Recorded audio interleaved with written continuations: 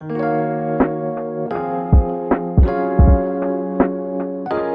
hello, Bethlehem.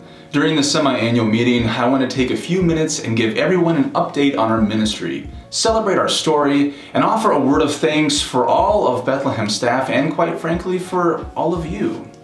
It is important to never lose sight of why our congregation exists and why our presence matters for individuals as well as for the larger community. We're called to share God's love within and outside of our congregation by following in the way of Jesus. Centered in the way of mercy, forgiveness, grace, compassion, and love, we are empowered to address the great needs of our world. That is an incredible mission. That's a great reason for existence. The ways Bethlehem is living out God's mission for us isn't always very obvious, though. And that's been especially true now in 2020, with most of the year being spent apart from each other in order to protect one another. But here's what I need you to know. Did you know that in 2020, we partnered with CentraCare to serve as a distribution hub for food and other essentials for our Muslim neighbors as they prepared for Ramadan? Did you know that Bethlehem Quilters quickly transitioned to make over 3,000 masks that were shared with the community as well as with the congregation?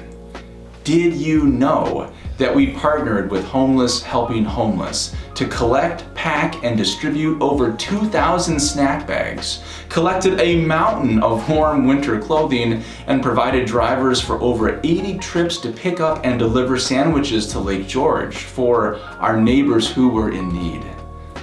Did you know that we developed new partnerships with senior living facilities to help address the residents' emotional health as they had to cope with the isolation of COVID? Did you know that we continued to collect donations for Catholic Charities Food Shelf and most recently collected 175 pounds of food at our outdoor Christmas Eve event? That's amazing. In the past year, COVID has fundamentally changed life as we know it, and it has had an impact that will be felt well into the future. This virus has caused so much hurt in our community and our world, and yet in the midst of the pain, there are stories of hope, and you have played a role in some of those stories. As a church, we are committed to walking with people in their struggles, praying for the sick, providing emergency relief, enabling faith formation at every age, and gathering for worship to praise God and celebrate the sacraments. So following through on these commitments in 2020 meant a lot, and I mean a lot, of adaptation and experimentation.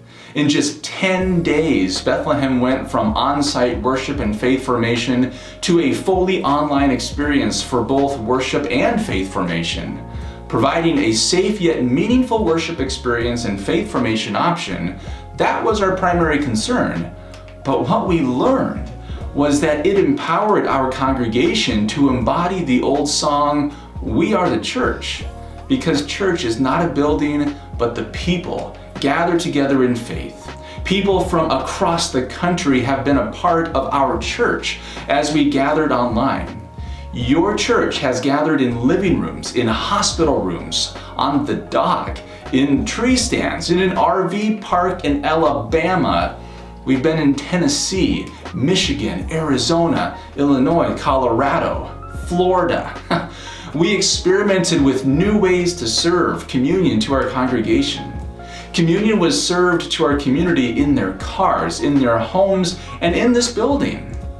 We adopted new practices in funeral and wedding ministries that have allowed us to be present to and walk with those who are experiencing great grief and great joys. The church is not a building, but a people gathered in the name of Christ. And this year, people gathered in their lake homes, from the beach, from their hospital rooms, living rooms, sunrooms, porches. People have connected, prayed, and heard the gospel in many different locations, and then have gone out and lived that faith in their everyday life. I am incredibly grateful to everyone who has worked to make this happen. You need to know that your staff at Bethlehem has been adapting and creatively engaging in ministry throughout this last year, and I would like to thank them all for the work that they've been doing during this time, and I really would encourage you to do the same. Finally, I am grateful for all of you, for the many ways that you've been a part of living out the way of Christ each day in your lives. Today, as we engage in a vote on a new budget and calling a new pastor, we do so always with the mission and ministry of the congregation in mind. Thanks for the ministry that you do.